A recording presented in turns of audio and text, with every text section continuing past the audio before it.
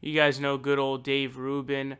Now, what we're going to be looking at here is Kyle Kulinski talks about Dave Rubin being funded by the Koch brothers. He's going to say something interesting that we're going to talk about. Check it out. Dave Rubin is funded by the Koch brothers. He has a deal with a Koch brothers subsidiary. I don't know who Ben Shapiro is funded by.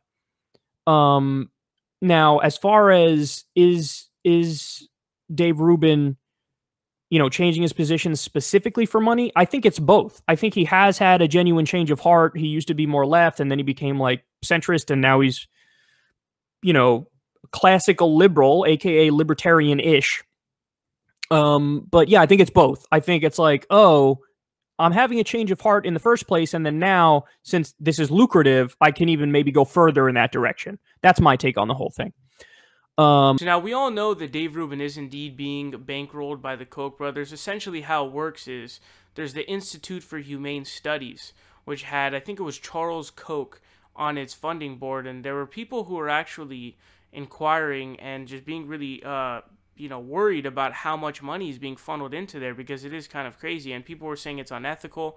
But basically, one of the offshoots of IHS is Learn Liberty. It's one of their projects. Essentially, they go, okay, the Koch brothers throw money at this organization. They set up this offshoot, which is essentially a think tank, and their funding comes from IHS, the parent, and the parent is getting funded by the Koch brothers.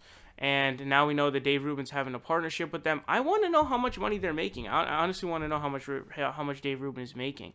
But the interesting thing is that Kyle seems to think that it was sort of a hand-in-hand thing rather than an overall kind of desire. But I'm pretty convinced that it's not I don't think that's how it really went. I think that the money was definitely not only a big factor, but it might have been the main driving factor, actually. I'm thinking, especially with Kyle saying that he was a sort of careerist, because he was like, what's your end goal, and what are you trying to do? So I think with all of those kind of combined, and also just the clear lack of political convictions of anything, really, and just sort of flip-flopping all over the place and not knowing what he stands for and not really knowing much to begin with, I'm pretty convinced that it's more that he's being bankrolled by the Koch brothers. I think that he did his supposed flip for the money rather than, it just sort of went hand in hand. He was switching right. He's like, oh man, wow, like I found it.